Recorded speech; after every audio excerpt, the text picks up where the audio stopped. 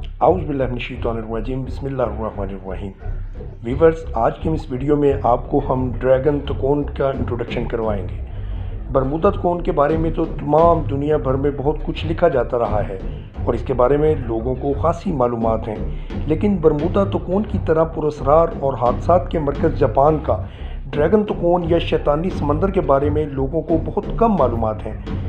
Japan के लोगों को इसके बारे में अच्छी तरह इल्म है और जापानी हुकूमत ने सरकारी ऐलान के ज़रिए लोगों को इस इलाके से दूर रहने का हुक्म जारी कर रखा है। जापान से बाहर की दुनिया इसके बारे में बहुत कम ही जानती है। हालांकि बरमूदा ट्रायंगल की तरह यहाँ भी जहाज़ों, आबदोज़ों और तैयारों के गायब होने के वाक़यात बड़ी तादाद में होते रहते हैं। मुहक्किकीन का ख्याल है यहाँ हादसात की तादाद बरमूदा तकोन से ज़्यादा है।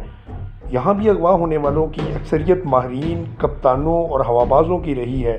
बल्कि एक बात जो यहाँ ज़्यादा ख़तरनाक नज़र आती है वो ये है कि यहाँ गायब होने वाले जहाज़ और आबदोज़ों में ऐसे जहाज़ और आबदोज़ें भी शामिल हैं जिनमें ख़तरनाक एटमी मवाद मौजूद था।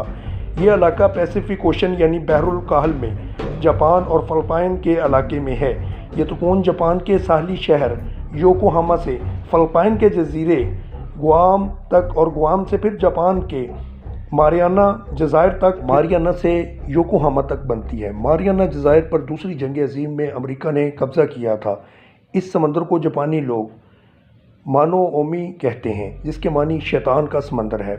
बरमूदा तकोन और शैतानी समंदर में बहुत गहरा रबत है। मुहक्किकीन का कहना है कि ऐसे बहुत से शवाहिद मौजूद हैं कि गुमनाम तैयारों और जहाज़ों को एक तकोन से दूसरी तकोन की तरफ सफ़र करते हुए देखा गया है।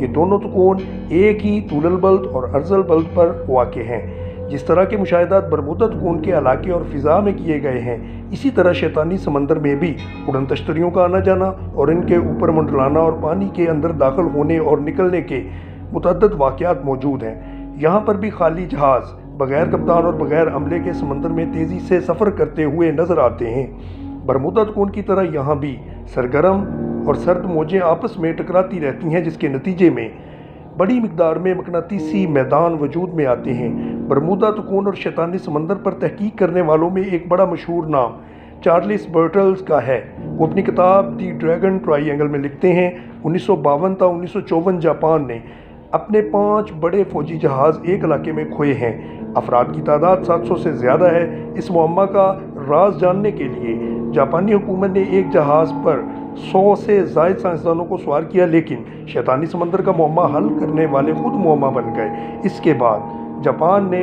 इस इलाके को ख़तरनाक इलाका करार दे दिया। दूसरी जंग अज़ीम के दौरान पहली लड़ाई में जापान को अपने 5 त्यारा बरदार जहाज़ों से हाथ धोना पड़ा। इसके अलावा 340 त्यारे, 10 जंगी जहाज़, 10 जंगी कश्तियाँ, 9 स्पीड बोट और 400 खुदकुश त्यारे भी इस तकोन के इलाके में तबाह हुए। जंग के दौरान इस नुकसान के बारे में आप कह सकते हैं कि ये सब दुश्मन अतहदियों की जानिब से किया होगा, लेकिन इस बहरी दस्ते के बारे में क्या तशरीह की जाएगी जो इसी इलाके में बगैर किसी हादसे के गायब हो गया। हालांकि अभी तक ना तो वहाँ अमरीकी ना ही बरतानवी जहाज़ पहुँचे थे। माहिरीन की यही राय है कि ये तबाही खुले दुश्मन की जानिब से नहीं है। एक मुहक्किक कहते हैं कि ये बात इंतहाई मशकूक है कि इन जहाज़ों को दुश्मन ने डबोया हो, क्योंकि ये जहाज़ अपनी समंदरी हदूद में थे और जंग की इब्तिदा में वहाँ बरतानवी या अमरीकी जहाज़ नहीं पहुँचे थे। तो क्या ये कहा जा सकता है कि इस इलाके में कोई और छुपी हुई कुव्वत भी मौजूद थी जो इस जंग में अमेरिका और इसके अतहदियों को कामयाब देखना चाहती थी? बरमूदा तकोन और शैतानी समंदर में इतनी ज़्यादा ममासलत जानने के बाद क्या कोई ये मान कर सकता है कि ये महज इत्तेफाक है? क्या ये कोई गुमान कर सकता है? हरगिज़ नहीं।